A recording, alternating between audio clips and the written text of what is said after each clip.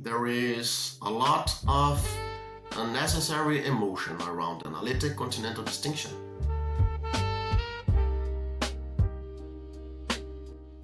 Some people treat it as a deep philosophical rupture.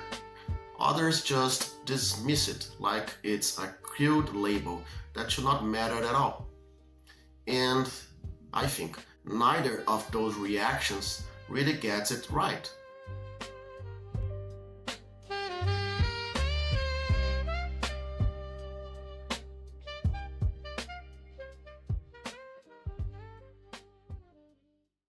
I mean, this division was not inevitable, of course.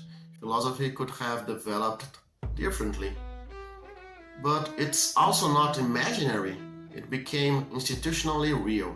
Journals, departments, standards of argument, all of that reflects it.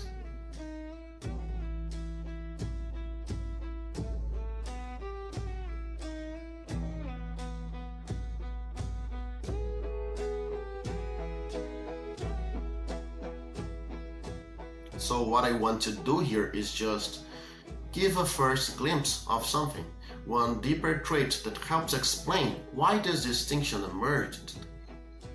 And it's not really about style or vocabulary. It's more about what philosophy even takes a philosophical question to be.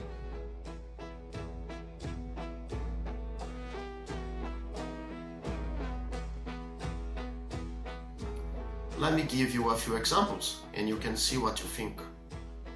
Take Hegel, for instance, a famous Continental philosopher. At least this is how he is seen today.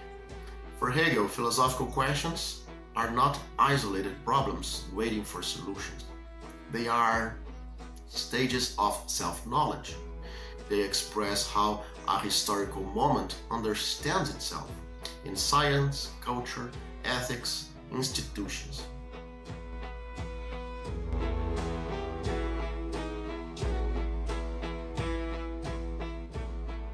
So a philosophical question there belongs to a larger narrative. It is part of a process of rational development. Now, Marx keeps something like that structure, but he turns it against philosophy itself. Philosophical concepts become dominant vocabularies, ways in which social relations present themselves as natural.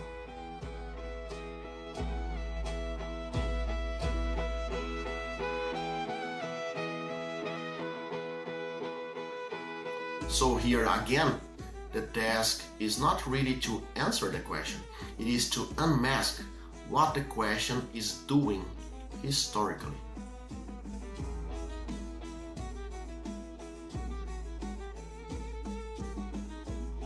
Now compare that with Heidegger and analytic philosopher Quine, especially on ontology.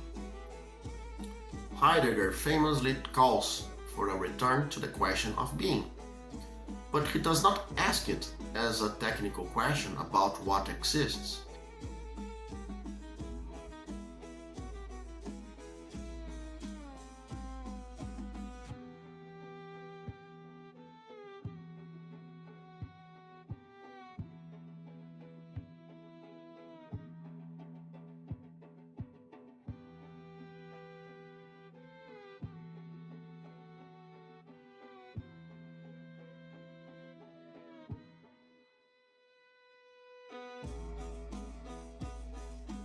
It treats it more as a reflective issue, an issue about how certain paths of thought reveal or conceal being, and how the tradition itself produces forgetfulness of the question. So again, the question, how it is asked, and how it hides into modes of propositional thinking, that is the focus. It is not just seen as a defined puzzle, but a way, a peculiar mode of being in which the being sees itself, asking it.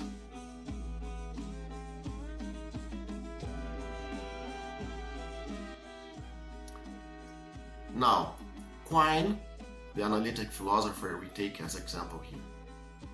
For Quine, the ontological question is asked directly: what exists?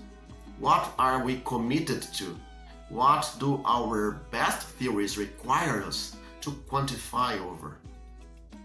And even if the result is deflationary, the question is still treated as a problem to be addressed under shared criteria, almost the way science treats its own foundational questions. So the difference is not depth versus superficiality, it is orientation.